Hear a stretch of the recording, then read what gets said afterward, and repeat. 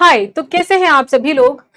ये वीडियो हर उस mechanical engineer के लिए है जो अभी या तो डिप्लोमा कर रहा है, ऑनगोइंग डिप्लोमा चल रहा है, या फिर आप डिप्लोमा फिनिश कर चुके हैं। तो आज इस वीडियो में हम बात करने वाले हैं वो टॉप 5 अपॉर्चुनिटीज क्या हो सकती हैं जो मैकेनिकल इंजीनियर्स ऑप्ट कर सकते हैं। यदि आप अभी डिप्लोमा कर रहे हैं तो डेफिनेटली आप इस सर्च में होंगे कि क्या टॉप 5 ऑप्शन हो सकते हैं अपार्ट फ्रॉम गवर्नमेंट जॉब, क्योंकि आपको पता है गवर्नमेंट जॉब की जो तैयारी है वो तो यूजुअली ऑलमोस्ट हर एक स्टूडेंट्स करना चाहते हैं। गवर्नमेंट जॉब का क्रेज इतना ज्यादा है, लेकिन उसके साथ और क्या हो सकता है और क्या अपॉर्चुनिटीज हो सकती हैं जो आप ऑप्ट कर सकते हैं after your diploma in mechanical engineering. देखो यार, मैकेनिकल इंजीनियरिंग अपने आप में एक एवरग्रीन ब्रांच है, क्योंकि इस ब्रांच को अगर आपने लिया है तो डेफिनेटली आप में बहुत ज्यादा हिम्मत है, बहुत साहस है, और आप पढ़ने में भी बहुत ज्यादा मेहनती हैं, क्योंकि इस ब्रांच में काफी ज्यादा पढ़ाई लिखाई करनी पड़ती है एंड अपॉर्चुनिटीज भी माइंड ब्लोइंग है। बहुत सारी अपॉर्चुनिटीज हैं, सबके बारे में बात करेंगे वन बाय वन। तो अगर आपने अभी तक मेरा टेलीग्राम चैनल ज्वाइन नहीं किया है तो आप वो ज्वाइन कर सकते हैं। यहाँ पे आपको सारी अपडेट्स मिल जाएंगी, और मीनू मैम PW अगर आप सर्च करेंगे टेलीग्राम पे तो आपको यहाँ पर मिल जाएगा एक टेलीग्राम चैनल। इस टेलीग्राम चैनल पे इस सेशन की PDF, सारी PDF एंड सारी के सारे अपडेट्स एंड जो स्टडीज, जो production technology and material science, heat transfer, इसके जो अपडेट्स हैं वो भी आपको यहाँ पर मिलते रहते हैं। तो आओ थोड़ा बात करते हैं टॉप 5 करियर अपॉर्चुनिटीज क्या हो सकती हैं फॉर स्टूडेंट्स जो कि डिप्लोमा कर रहे हैं इन मैकेनिकल इंजीनियरिंग, है ना। तो सबसे पहले वेरी ऑब्वियस वो है गवर्नमेंट जॉब की तैयारी, है ना। देखो यार, गवर्नमेंट जॉब जैसे कि टेक्निकल पोस्ट होती है, जूनियर इंजीनियर की जॉब होती है, ये आपको बहुत ही मोस्ट प्रिफर्ड है। और मोस्ट प्रिफर्ड क्यों है? क्योंकि आपको एक स्टेबल करियर पाथ देता है, ये आपको एक स्टेबल लाइफ देता है। जेई के तौर पे ज्वाइन करने के बाद आप अंदर ही प्रमोशन लेके ए भी बन सकते हैं, तो ये आपको एक काफी स्टेबल लाइफ देता है। इसलिए जो मेजॉरिटी स्टूडेंट्स होते हैं वो इसको ऑप्ट करते हैं। एंड जो जेई के एग्जाम होते हैं वो बहुत ज्यादा टफ भी नहीं होते, गेट IAS की तरह। तो आप इसको काफी, अगर आपने एक मैनेज्ड मैनर में और एक प्लान्ड मैनर में पढ़ाई करी, प्रॉपरली पढ़ाई करी, and if you are a true mechanical engineer, definitely आप ये एग्जाम्स निकाल सकते हैं। इसमें बहुत सारे एग्जाम्स आते हैं, जैसे staff selection commission SSC JE का एग्जाम होता है। इसके बाद आपका ये RRB जेई रेलवे का। आपको पता है मैकेनिकल में सबसे ज्यादा इस समय रेलवे में ही वैकेंसीज निकल रही हैं। रेलवे में जो जूनियर इंजीनियर की वैकेंसी निकल रही है उसमें मैकेनिकल की ही सबसे ज्यादा वैकेंसीज हैं। उसके अलावा UPPSC जेई, उत्तर प्रदेश के जेई, है ना, दिल्ली सबऑर्डिनेट जो सर्विसेज एग्जामिनेशन है, इसमें भी जेई की पोस्ट निकलती है मैकेनिकल की। इस साल PSUs में भी काफी पोस्ट निकली है मैकेनिकल की। PSU मतलब पब्लिक सेक्टर अंडरटेकिंग, जैसे कि HPC में 200 vacancies for junior engineer. And PSUs की लाइफ बहुत सारे पर्ल्स हैं, लाइफ बहुत अच्छी है अंदर। आई मीन ये वर्थ प्रिपेयरिंग है, PSU जॉब वर्थ प्रिपेयरिंग है। उसके अलावा भारत BHEL, NTPC, NHPC, बहुत सारे PSUs हैं जो आपके एग्जाम लेते हैं, आप उनकी तैयारी कर सकते हैं। DRDO की तैयारी कर सकते हैं, ISRO की कर सकते हैं।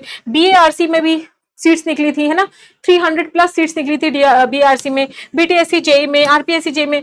हर स्टेट लेवल के जेई एग्जाम होते हैं, आप उनको टारगेट कर सकते हैं। एंड डेफिनेटली ये टॉप नंबर 1 में आता है। इसके बाद क्या हो सकता है उसके बारे में बात करते हैं। देखो, अच्छा, नंबर 2 पे आने के पहले 2 एग्जाम्स को मैंने यहाँ पे पकड़ के बताना है कि भाई किस तरीके से आप एग्जाम दे सकते हो। जैसे SSC जेई है, ये पेपर 1 होता है, इसमें पेपर 2 होता है, कोई भी इंटरव्यू नहीं होता है। पेपर 1 में आपका 50 मार्क्स का जनरल इंटेलिजेंस एंड रीजनिंग पूछा जाता है, 50 मार्क्स का जनरल अवेयरनेस पूछा जाता है, 100 मार्क्स का मैकेनिकल इंजीनियरिंग पूछा जाता है।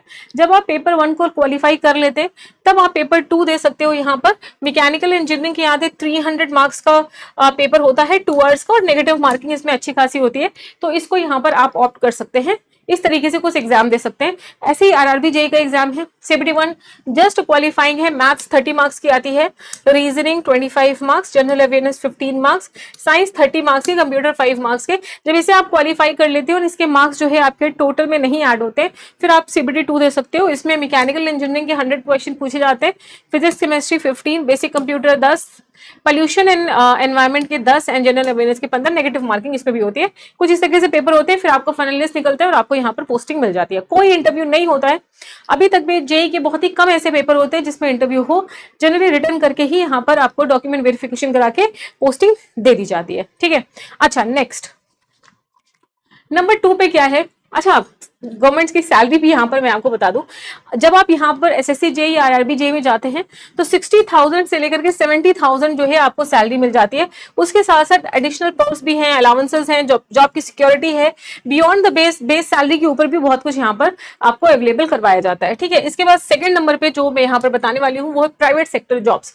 देखो, मैकेनिकल के जो स्टूडेंट्स हैं वो प्राइवेट सेक्टर की जॉब्स को भी यहाँ पर प्रेफर कर सकते हैं। जैसे कि if you want quick earning आपको भी चाहिए, प्रैक्टिकल एक्सपोजर चाहिए, तो प्रोडक्शन इंजीनियर के तौर पे, क्वालिटी इंजीनियर के तौर पे, मेंटेनेंस इंजीनियर के तौर पर, design engineer, AutoCAD, solid works वगैरह है ना। टॉप कंपनीज क्या है, जैसे Tata Motors, Maruti Suzuki, Larsen L&T वगैरह, ये सब जो है आपको 15 से 40,000 तक की सैलरी दे करके यहाँ पर आप पोस्टिंग ले सकते हैं, कर सकते हैं। बट इसके लिए आपको इंटरव्यू देना पड़ेगा, डिफरेंट कंपनीज के, आपके कॉलेजेस में भी आती होगी, उस इंटरव्यूज में बैठना पड़ेगा, एंड देन आकर लेटर ऑन आपको जॉब मिलेगी। तो ये एक क्विक ऑप्शन है, क्योंकि कॉलेज के जस्ट बाद आप ये सब ज्वाइन कर सकते हैं। गवर्नमेंट जॉब में ऑब्वियसली आपको थोड़ा, अगर आप कॉलेज के साथ प्रिपरेशन करते हैं, राइट मैनर में करते हैं, तो आप डिप्लोमा के साथ भी इसको निकाल सकते हैं। पर नहीं तो ऑब्वियसली 6 to 9 मंथ्स अच्छे से प्रिपरेशन करने में लगते हैं। लेकिन यहाँ पे क्या है, क्विक है, आप तुरंत जाकर के ज्वाइन कर सकते हैं। तो ये डिपेंड करता है कि भाई आपको करना क्या है। कुछ स्टूडेंट्स ऐसे होते हैं जो प्राइवेट सेक्टर ज्वाइन कर लेते हैं, उसके साथ प्रिपरेशन करते हैं। कुछ ऐसे होते हैं जिन्हें प्राइवेट सेक्टर ही करना होता है। क्यों? क्योंकि यार ग्रोथ काफी, अगर आप एक्सपोनेंशियल ग्रोथ चाहते हैं तो प्राइवेट सेक्टर, अगर आप स्टेबिलिटी चाहते हैं तो गवर्नमेंट सेक्टर, है ना। तो वो कई लोग होते हैं ना, उनको बहुत exponential growth, they are very very hard working people, exponential growth चाहिए तो आप प्राइवेट सेक्टर को चूज कर सकते हो। पर अगर स्टेबल लाइफ चाहिए कि भैया एक बार मेहनत कर लेंगे उसके बाद जो है बहुत बढ़िया मस्त लाइफ चाहिए, तो फिर आप गवर्नमेंट सेक्टर में जा सकते हैं। ठीक है, नंबर 3 पे डियर अप्रेंटिसशिप कर सकते हैं आप। मैं आपको बता दूं, बहुत सारे जो है अप्रेंटिसशिप के लिए भी स्किल डेवलपमेंट में गवर्नमेंट एंट्रीज भी होती है, एनएटीएस वगैरह का ये स्कीम आती है गवर्नमेंट की, आईओसीएल, रेलवे वर्कशॉप, ये लोग अप्रेंटिसशिप भी करवाते हैं। और यहाँ पर जैसे बीआरसी में भी आई थी, है ना। तो यहाँ पर आपको टाइम टू टाइम देखना होगा कौन से ऑर्गेनाइजेशन जो है वो ये निकाल रहा है। ये परमानेंट नहीं होता है, ये आपको 1 ईयर या 2 ईयर की देते हैं, उसके बाद वो सर्टिफिकेट देते हैं। मैं आपको बताता हूँ, जैसे एसएससी जेबी है, वहां पर भी आपको एक्सपीरियंस मांगता है समटाइम्स। तो ये जो है आपको एक पॉजिटिव स्किल डेवलपमेंट आपके अंदर कर देता है। मंथली स्टाइपेंड जो है आपको 8 to 15,000 मिल जाता है। आप चाहो तो जॉब पर्सपेक्टिव के लिए higher chance of permanent job हो जाते हैं, बट ये फिक्स नहीं होता है। आप कर सकते हो, आपके लिए स्किल डेवलपमेंट यहाँ पर डेफिनेटली हो जाएगा। तो अगर आप चाहो तो आप ये भी ज्वाइन कर सकते हो। एंड थर्ड नंबर में है, फोर्थ नंबर में है dear higher studies, very important. बहुत सारे ऐसे स्टूडेंट्स होते हैं जो 10th के बाद सीधा ही डिप्लोमा ज्वाइन कर लेते हैं।